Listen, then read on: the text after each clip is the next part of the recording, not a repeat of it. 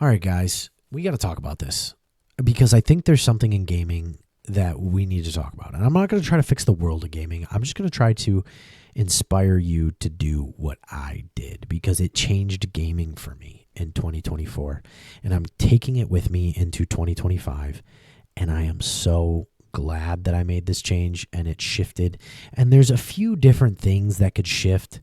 Okay, and there's overarching problems that are outside my control, but I can only control what I can control. Video games has shown us that, and I am willing to share it with you. And what it is this. I don't know. This might fall on deaf ears, but hopefully you guys will take the time to watch the whole video because I think it's super important.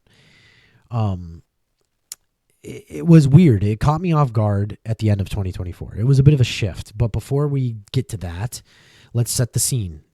Gaming has been stale for a few years. That sums it up actually pretty well.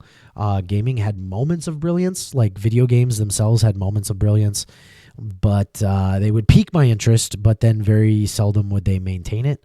And then I'd be pretty much turning on my PS5, staring at the home screen, not wanting to play any of the games I had downloaded, going to my library and not wanting to play any of those games, and then wondering what's going on, what should I do?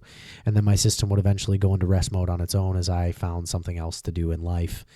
And you could argue this has to do with me getting older. I'm 30 now, which is an old man for gaming.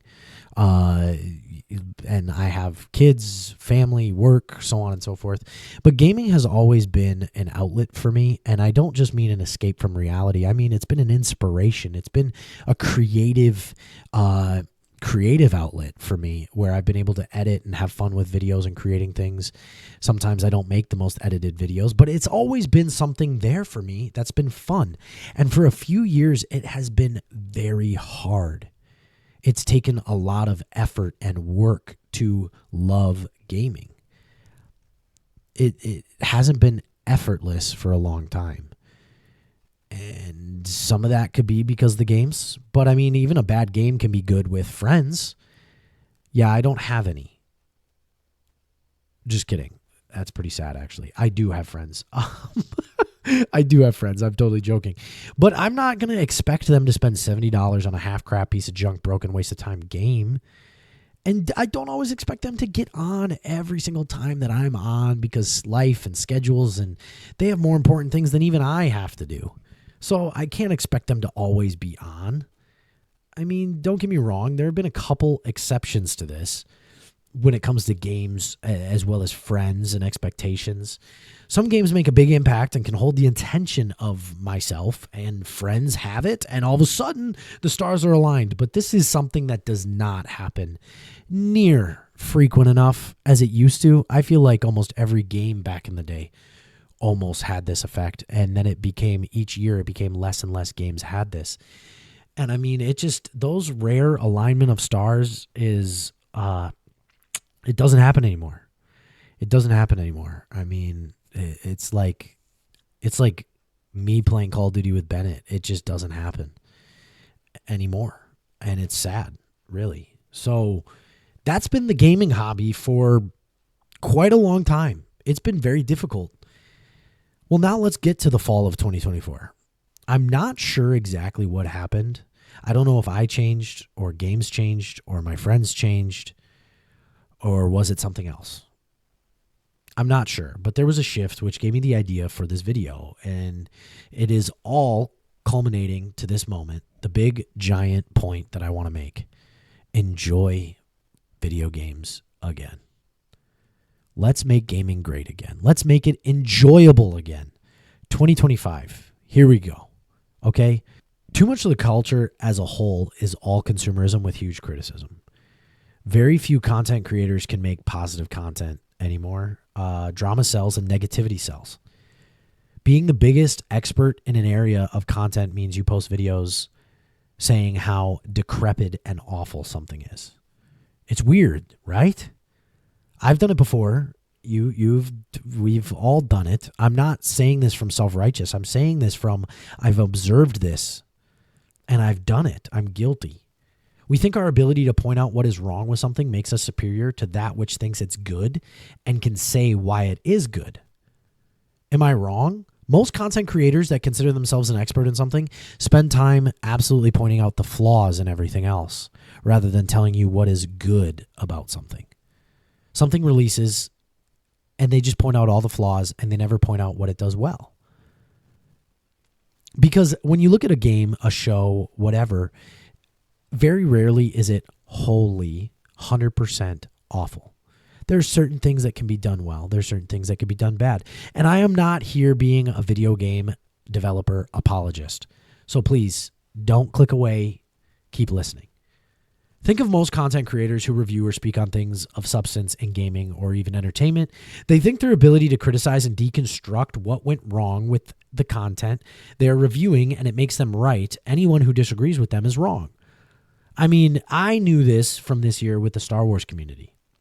It applies to most other communities as well. When you take in that much content that uses that model, the model of I'm a professional, and the reason I'm a professional is because I can point out everything that is wrong, negative, awful, and abysmal about this.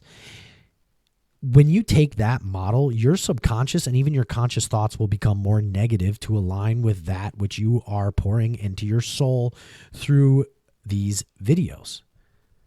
You're going to be hungry for what you eat.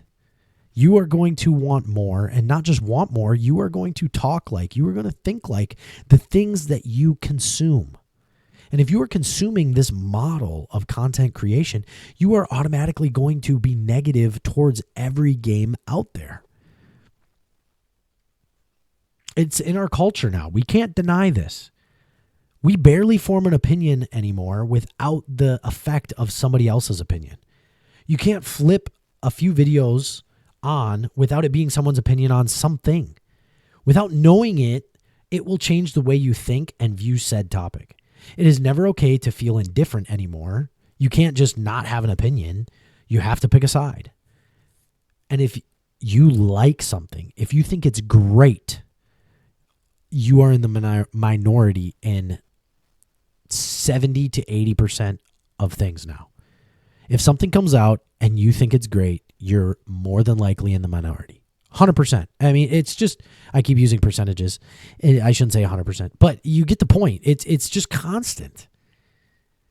All this disease that roots out to the simple thing, enjoying the game.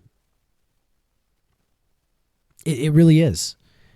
I want you to know that if you want to start enjoying games in 2025, cut out that content. Can we stop as a culture doing this?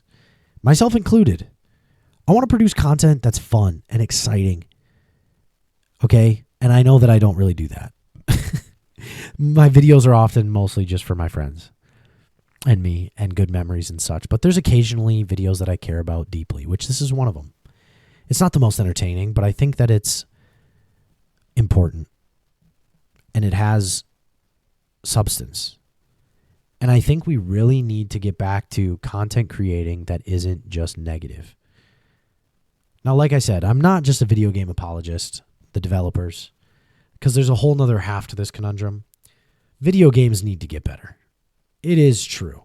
They are often pushed out unfinished and unpolished. They are overpromised and underdeliver and completely overpriced. I feel like I shouldn't have to pay for a game until I have played 2 hours of a game at least. Refunds should be mandatorily offered. DLC should be included in original price and not released yearly to support old games. Cough, cough. Destiny. Anyway, I am doing the same thing I said I was a problem. I am voicing negativity and blaming. But I do think that there is a problem with developers and video games. So don't think that I don't. I really do. So can we all just agree to be better? I know that I can't change the industry. I know that I can't change content creation. I know that I can't change game developers. But what I'm hoping is that I can change your mind. That you will stop taking other people's opinions on things and form your own. The last thing I'll share with you is this. Where this started for me this year was with Star Wars Outlaws. And the Star Wars community as a whole sucks. I just got to be honest. It's full of negativity. Negativity sells. Criticism sells. Negativity sells. Criticism sells. So most of the content community around Star Wars is a bunch of degenerate, negative pie holes. It really is. Okay. Star Wars Outlaws came out and I played it. I loved it. I loved every bit of it. Nothing about it really frustrated me. I'm not a stealth gamer, but the game was so fun. I had a good time. I liked the story. I liked the missions. I liked the combat. Of course, there's going to be glitches. There's always going to be problems with a game. You could spend forever on a game and it still might have problems. I mean, people will find ways to break the game. So I can't blame them for every glitch possible, okay? And I'm not saying it was the most perfect game ever made. All right? But I had so much fun. And I live streamed it, and I had people coming in saying, "Do you like it?" And I would say, "Yes, I love this game. I love it. It's so fun." And they're like, "Oh, because most people are hating on it." And I said, "No way. That's not surprising. Look at our culture. This is so frustrating, guys. People can't form their own opinions. And even the people coming to my chat to ask me my opinion of the game, form your own. And you look at most of the people reviewing the game, they were bombing it. I mean, I don't know if everybody hated it, but so many people hated Star Wars Outlaws, and the game didn't even suck. The game was good. The game was fun. It wasn't your game. It wasn't the way that you would do it. Then shut up and make your own. You got to remember, the people that boo are always in the stands. They're not on the field. That's you and me included. If you don't like the game, you don't like the game. I can't make you I can't make you like a game. I'm not looking to make you like a game. I'm looking for you to enjoy what you enjoy.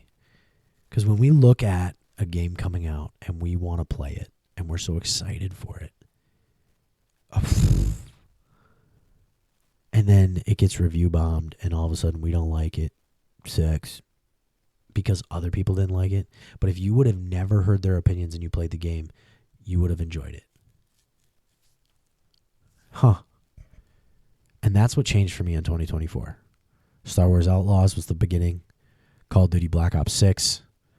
I play with friends. The game's broken. The game's frustrating, yada, yada, yada. But I haven't listened to other people's opinions about it. I heard about the skill-based hit markers rabbit hole, and as soon as I heard about it and saw it, for 2 weeks straight, I complained about it. But then as soon as I stopped going down the rabbit hole, I stopped thinking about it, and I just enjoyed the game with friends. You want to enjoy gaming? That's the secret. Cut out the crap. 2025, make gaming enjoyable again.